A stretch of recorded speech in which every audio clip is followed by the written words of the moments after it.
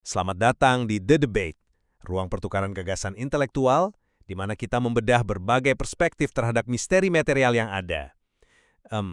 Bayangkan Anda sedang menatap sebuah foto gurun pasir tandus. Foto yang mungkin sudah Anda amati selama bertahun-tahun ya. Betul sekali, semuanya tampak seperti, kekacauan alami yang bisa diprediksi. Tahu kan, dibentuk secara acak oleh angin, erosi, dan proses geologis. Tetapi tiba-tiba, setelah Anda memproses foto tersebut dengan resolusi yang lebih tinggi, Anda melihat sebuah garis lurus yang sempurna di latar belakang. Memotong semua kekacauan alami itu. Tepat. Sebuah struktur bersudut tajam, menjulang tegak. Tiba-tiba saja, ekspektasi visual Anda runtuh total. Dan disitulah letak anomali yang memaksa kita bekerja lebih keras secara intelektual.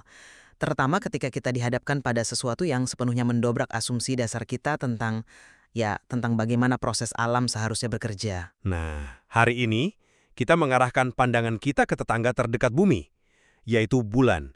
Kita akan menganalisis tumpukan data dan citra terbaru dari permukaan bulan. Mulai dari Wahana Lunar Reconnaissance Orbiter, instrumen pemetaan gravitasi, rekam jejak misi Apollo di masa lalu, Sampai laporan visual mutakhir dari kru Artemis II. ya, dan materi yang kita hadapi kali ini, sangat tidak biasa. Kita tidak sedang membicarakan kawah atau debu standar. Kita berbicara tentang anomali fisik dan optik yang ekstrim. Contohnya seperti menara setinggi 95 kaki di kutub utara bulan, kekosongan ruang bawah tanah yang ukurannya menentang logika geologis konvensional, hingga kilatan cahaya. Kilatan cahaya dan pendaran yang secara konsisten menolak untuk tunduk pada penjelasan fisika standar kita. Jadi, ini membawa kita pada pertanyaan inti perdebatan kita. Apakah anomali-anomali di permukaan bulan ini, seaneh apapun kelihatannya, murni merupakan hasil dari proses geologis ekstrim, erosi alami miliaran tahun, dan ilusi optik instrumen yang belum kita petakan sepenuhnya? Atau ada hal lain kan? Ya, bagi saya alam semesta ini memiliki cara-cara prosaik dan natural yang sangat brilian untuk menipu mata manusia. Kita memiliki kewajiban untuk membedah mekanika geologisnya sampai tuntas sebelum melompat pada kesimpulan yang fantastis. Saya paham. Tapi saya memandangnya dari sudut yang jauh lebih berbasis data empiris. Ketika bukti-bukti ini mulai dari anomali geometris yang divalidasi oleh algoritma hingga absennya data seismik yang secara fisika seharusnya ada terus-menerus mematahkan model geologi standar, kita tidak bisa memaksakan teori alami yang sudah usang. Jadi Anda mengarah pada jejak teknologi. Secara ilmiah ya, kita dituntut untuk mempertimbangkan hipotesis jejak teknologi atau technosignatures dari peninggalan peradaban ekstraterestrial kuno. Oke, mari kita letakkan fondasi mekanismenya terlebih dahulu. Tata surya kita terbentuk melalui proses geologis yang sangat brutal dan fluktuatif. Gravitasi rendah, hantaman meteor berkecepatan tinggi, vulkanisme purba, semua ini menghasilkan struktur ekstrim. Tentu, itu tidak bisa dibantah. Nah, masalahnya lanjut ada otak manusia. Kita berevolusi untuk mencari pola agar bisa bertahan hidup. Ini adalah fenomena pareidolia, kan? Otak kita secara otomatis melihat wajah di awan atau bentuk bangunan pada bongkahan batu acak. Iya, tapi Tunggu sebentar. Dan yang lebih penting, kita harus melihat bagaimana data ini diproses. Banyak klaim struktur buatan ini bertumpu pada analisis citra yang menggunakan perangkat lunak upscaling kecerdasan buatan, seperti Topaz Labs Gigapixel. Perangkat lunak peningkatan resolusi? Betul, perangkat lunak ini tidak benar-benar mengungkap detail yang tersembunyi. Dia justru menebak piksel yang hilang berdasarkan data latihannya. Jika AI melihat batas bayangan yang agak kabur, algoritmanya disetel untuk menyuntikkan kontras ekstrim di sana, menciptakan pinggiran yang lajam secara artifisial. Jadi objeknya terlihat bersudut. Ya, tiba-tiba sebuah batu alami yang kebetulan agak kotak disulap oleh komputer menjadi balok simetris layaknya monumen buatan. saya paham mengapa Anda menekankan bias instrumen. Tetapi landasan saya sama sekali tidak bergantung pada ilusi optik atau manipulasi gambar komersial. Mari kita bicara tentang probabilitas matematis dan kalkulasi termodinamika. Oke, silakan. Pada tahun 1963, Carl Sagan menggunakan persamaan Drake untuk menghitung kemungkinan tata surya kita disinggahi oleh peradaban galaksi selama miliaran tahun terakhir. Angka moderatnya menghasilkan puluhan ribu potensi kunjungan. Itu angka matematis yang cukup besar. Sangat besar, dan jika itu terjadi, secara logik pasti ada residu material yang tertinggal. Dan bukti fisik yang kita lihat hari ini diuji menggunakan algoritma fraktal berstandar militer. Algoritma ini mencari deviasi dari equilibrium termodinamika. Maksud Anda mencari sesuatu yang tidak alami. Sederhananya, alam itu pada dasarnya malas. Alam selalu mencari bentuk dengan energi paling rendah dan paling berantakan, membongkar segalanya menuju kekacauan. Sebuah struktur rektiliner dengan sudut siku-siku yang tajam sangat berlawanan dengan hukum dasar alam tersebut. Tapi bulan punya kondisi pelapukan yang berbeda. Justru itu, bulan tidak memiliki atmosfer. Selama miliaran tahun, permukaannya terus-menerus dibombardir oleh hujan mikrometeor yang bertindak seperti mesin sandblasting raksasa. Mesin alami ini seharusnya sudah meratakan segalanya menjadi bukit debu yang landai, bukan menyisakan bentuk-bentuk geometris tajam yang menantang gravitasi. Argumen mesin sandblasting alami itu sangat masuk akal, saya akui. Tetapi mari kita uji langsung pada bukti fisik paling gamblang di permukaan. Anda pasti merujuk pada formasi di Kawah Plasket, di Kutub Utara, dan Kawah De Forest, bukan? Tepat sekali. Data mentah dari Lunar Reconnaissance Orbiter memperlihatkan sesuatu yang luar biasa di tepi Kawah Plasket. Menara 95 kaki itu. Iya, menara setinggi 95 kaki. Itu setinggi roket Artemis II yang menonjol ke atas dari permukaan. Lebih mencolok lagi, di Kawah De Forest yang terletak di sisi jauh bulan, kita mendapati formasi yang disebut spires atau pilar-pilar memanjang. Yang tingginya luar biasa itu ya. Ketinggiannya diperkirakan mencapai 2/3 menara Eiffel. Coba pikirkan mekanika geologisnya.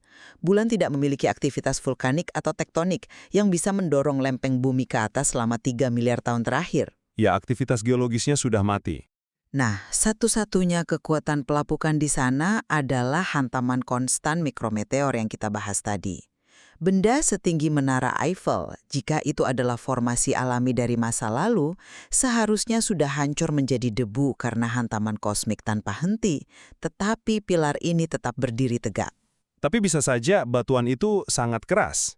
Ketika algoritma fraktal memindai gambar ini, ia bereaksi keras karena objek ini kekurangan self-similarity. Landscape alam itu biasanya mirip satu sama lain. Entah Anda melihatnya dari dekat atau dari jauh, itu sifat fraktal alam. Pilar-pilar ini mematahkan aturan tersebut. Ini bukan sekedar ilusi pareidolia. Saya mengerti arah pemikiran Anda, namun izinkan saya membedah metodologi algoritma tersebut. Menggunakan algoritma pendeteksi buatan yang dilatih dengan data bangunan di bumi untuk memindai lanskap bulan, itu ibarat menggunakan kamus bahasa Perancis untuk mencoba menerjemahkan teks bahasa Mandarin. Itu perbandingan yang ekstrim. Tapi nyata, Anda pasti akan mendapatkan banyak sekali peringatan palsu atau false positif. Material bulan, debu regolitnya, memiliki sifat reflektif dan cara memantulkan cahaya yang sangat berbeda dengan di bumi. Oke, lalu bagaimana Anda menjelaskan menaranya? Mengenai menara setinggi 95 kaki itu, fisika tumbukan di bumi memberikan penjelasan yang sangat alami. Gravitasi bulan hanya 1/6 dari bumi. Ketika sebuah asteroid menghantam dan menciptakan kawah besar, ia melontarkan bongkahan batu raksasa yang kita sebut ejekta ke udara. Dan batu seukuran gedung itu mendarat tegak? Dalam gravitasi yang lemah ya, sebongkah ejekta seukuran gedung bisa terlempar bermil-mil dan, karena bentuknya yang kebetulan memanjang, mendarat lalu tertanam dalam posisi tegak.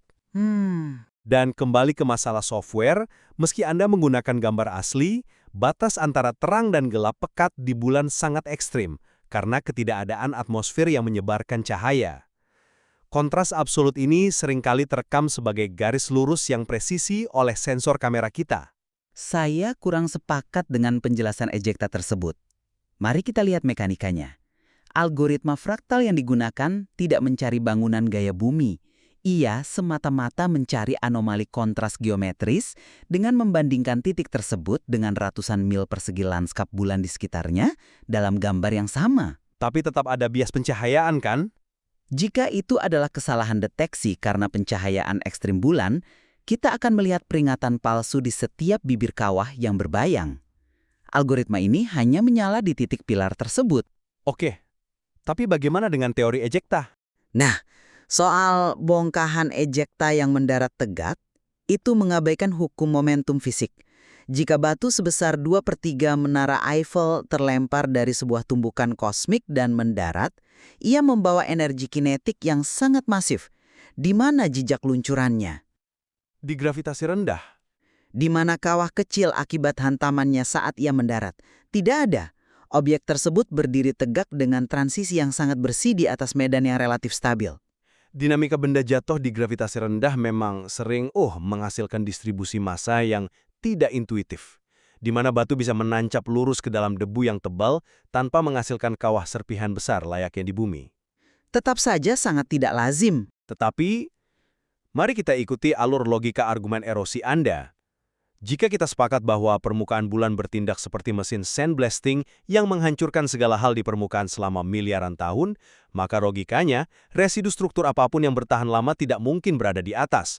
Mereka pasti berlindung di bawah tanah. Benar sekali. Dan ini menarik, karena secara konseptual transisi ini mengarahkan kita langsung pada penemuan instrumen Grail. Silakan. Ini justru memperkuat anomali dari sudut pandang arsitektural. Instrumen Grail, wahana antariksa kembar yang memetakan gradien gravitasi bulan secara sangat presisi, menemukan sesuatu yang luar biasa. Saat memindai di bawah permukaan bulan, mereka mendeteksi fluktuasi gravitasi masif yang menandakan adanya kekosongan ruang atau voids.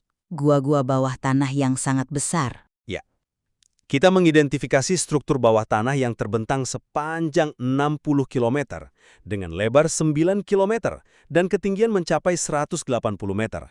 Konsensus ilmu geologi planet dengan meyakinkan mengidentifikasi ini sebagai lava tubes atau tabung lava raksasa. Berasal dari vulkanisme purba. Betul, miliaran tahun yang lalu, magma cair mengalir deras di bawah permukaan. Saat letusan selesai, magma itu mengering dan meninggalkan terowongan kosong.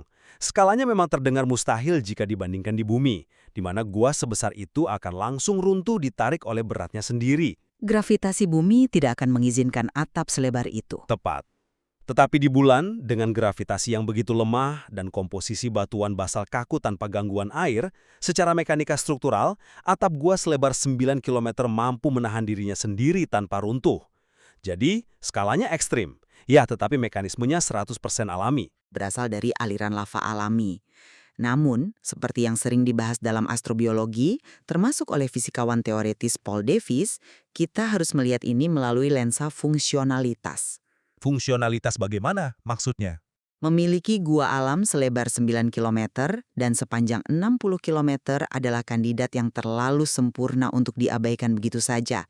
Bayangkan sebuah entitas teknologis tiba di lingkungan yang sangat tidak bersahabat, dihujani radiasi kosmik mematikan dan tembakan mikrometeor. Mereka butuh perlindungan. Pasti, logika arsitektural pertama bukanlah membangun kubah kaca di permukaan, melainkan mencari formasi alam terdalam, mengekskavasinya, menstabilkannya, dan memperluasnya menjadi basis operasional.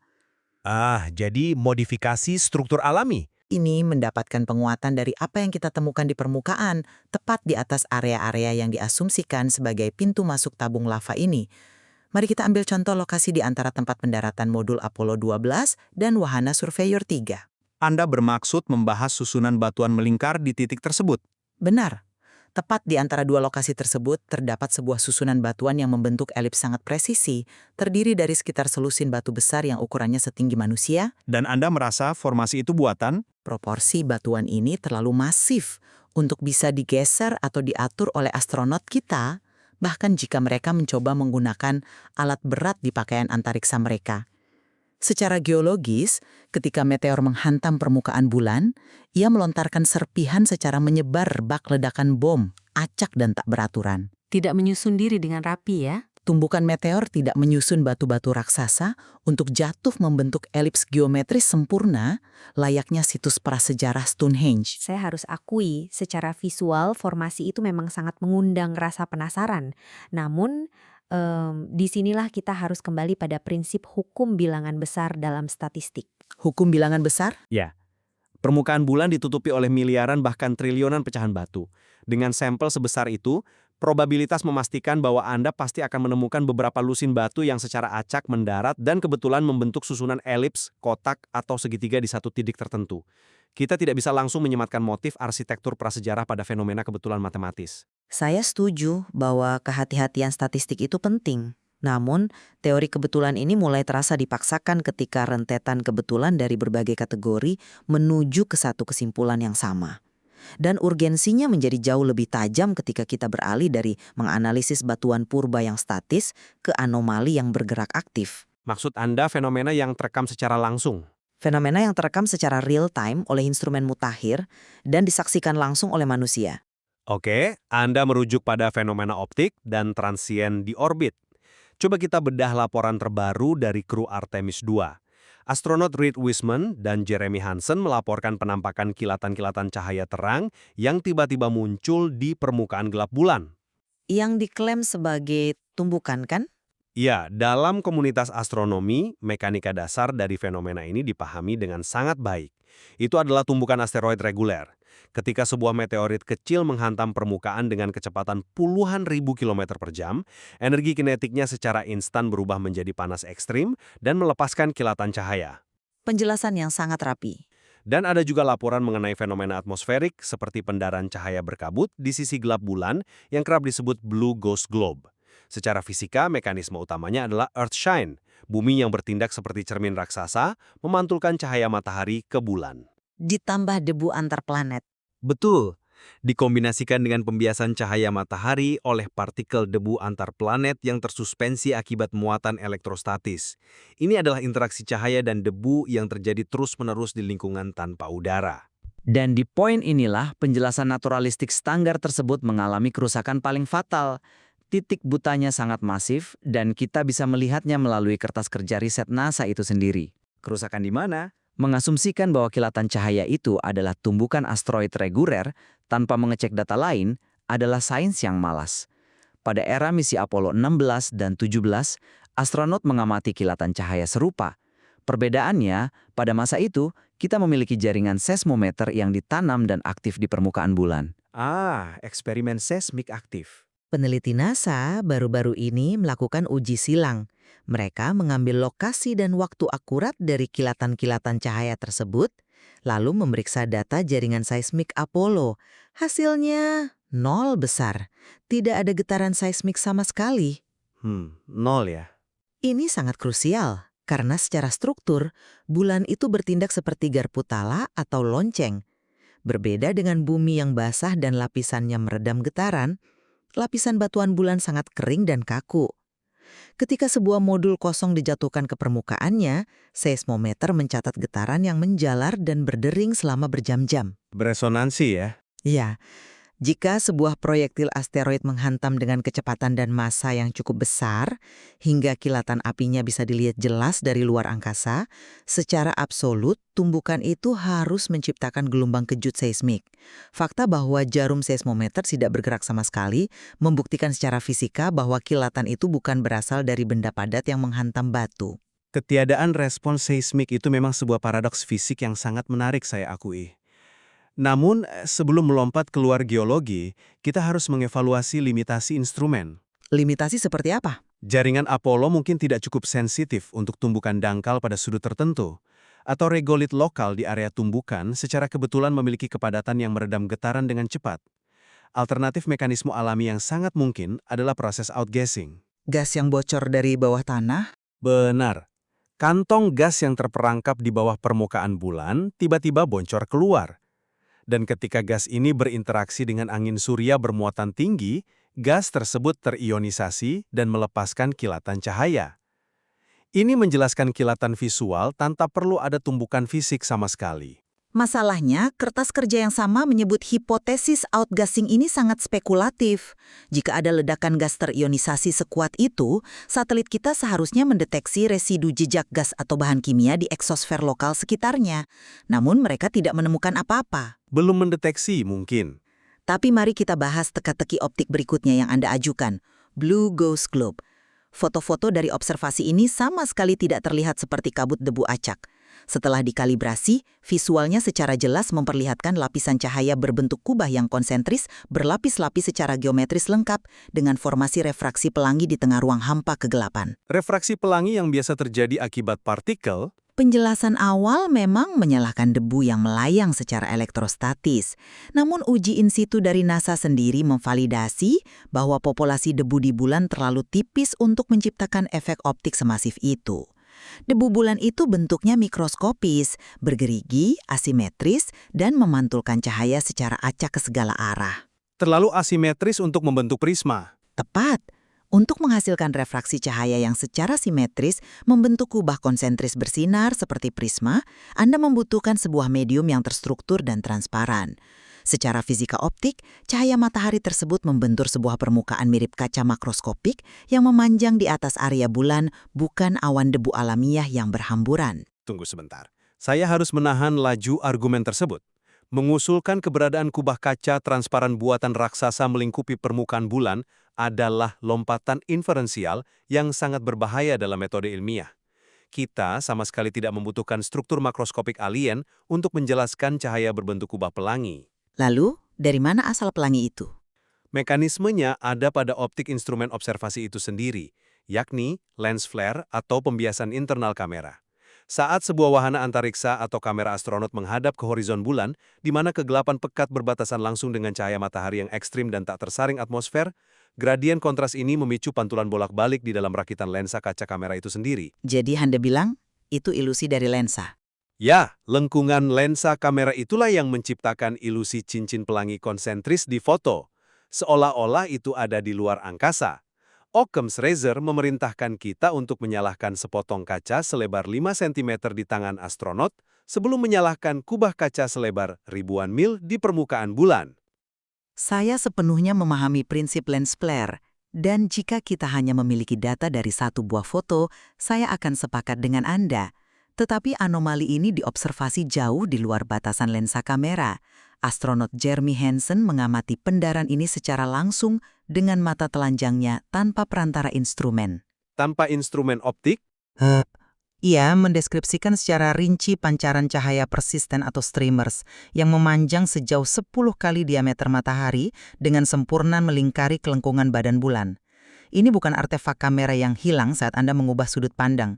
Jika instrumen alam, yakni debu, secara fisika diverifikasi tidak mampu melakukan refraksi ini, dan instrumen mekanik, yakni kamera, sudah dikesampingkan karena konfirmasi visual mata telanjang, apa yang tersisa? Kita dihadapkan pada manipulasi cahaya yang terkoordinasi secara struktural. Luar biasa. Diskusi kita hari ini sungguh telah membedah spektrum yang sangat luas, dari lanskap batuan purba statis di dasar kawah hingga dinamika refraksi cahaya secara real-time di orbit. Sudah saatnya kita menarik sintesis dari pertukaran gagasan ini. Silakan. bagi saya, seluruh argumen ini pada akhirnya tetap menambatkan saya pada prinsip kehati-hatian analitis yang ketat. Alam semesta adalah laboratorium dengan parameter yang jauh lebih ekstrim daripada yang biasa kita saksikan di bumi. Ejekta tumbukan yang kebetulan berdiri tegak di gravitasi rendah, skala gua tabung lava supermasif yang tercipta murni dari fisika magma tanpa atmosfer. Sampai ke interaksi optiknya. Ya, interaksi rumit antara cahaya dan partikel yang menciptakan ilusi optik megah. Kombinasi dari keekstreman kondisi alam bulan dan kerentanan algoritma kita terhadap bias pengenalan pola adalah penjelasan yang secara ilmiah paling bertanggung jawab. Sebelum kita memanggil konsep rekayasa peradaban ekstraterestrial, sains masih memiliki tugas besar memetakan hukum geologi natural yang beroperasi dalam lingkungan yang terisolasi tersebut. Saya hargai pendekatan kehati-hatian tersebut, sementara itu bagi saya, perdebatan kita hari ini justru merefleksikan sebuah kebuntuan yang melanda paradigma sains arus utama kita saat ini. Kita dihadapkan pada serangkaian data empiris yang secara berulang menolak dimasukkan ke dalam kotak teori konvensional. Kotak yang sudah usang menurut Anda. Sangat usang ketika kita mendapati ketiadaan mutlak aktivitas seismik pada fenomena tumbukan bercahaya terang, anomali struktur yang secara hitungan algoritma fraktal mengkhianati hukum erosi, hingga refraksi cahaya berlapis yang secara fisika tak mungkin digambar oleh hamburan debu acak, maka sikap paling arogan secara intelektual adalah menutup mata rapat-rapat. Penolakan terang-terangan untuk menyelidiki hipotesis technosignatures atau jejak teknologi di lingkungan bulan bukan lagi bentuk dari skeptisisme ilmiah yang sehat. Itu adalah bentuk penolakan terhadap arah kemana data murni menuntun kita. Meskipun kita berdua berangkat dan berakhir pada kerangka interpretasi yang saling berseberangan terkait asal-usul fundamental fenomena ini, saya menangkap bahwa kita sebenarnya berdiri di satu titik temu kesepakatan yang sangat esensial. Benar. Dan titik temu itu adalah urgensi bahwa material observasional ini menuntut tindakan segera berupa transparansi dan eksplorasi data mentah. Tidak ada lagi gambar yang dikaburkan. Ya, sains tidak bisa maju jika kita terus bertumpu pada gambar resolusi rendah yang dikompresi berulang kali. Kita membutuhkan akses terbuka, tanpa filter, tanpa proses pengurangan kualitas, serta investasi langsung untuk eksplorasi robotik maupun penjelajahan manusia langsung turun ke dasar kawah dan rongga anomali gravitasi tersebut. Tepat.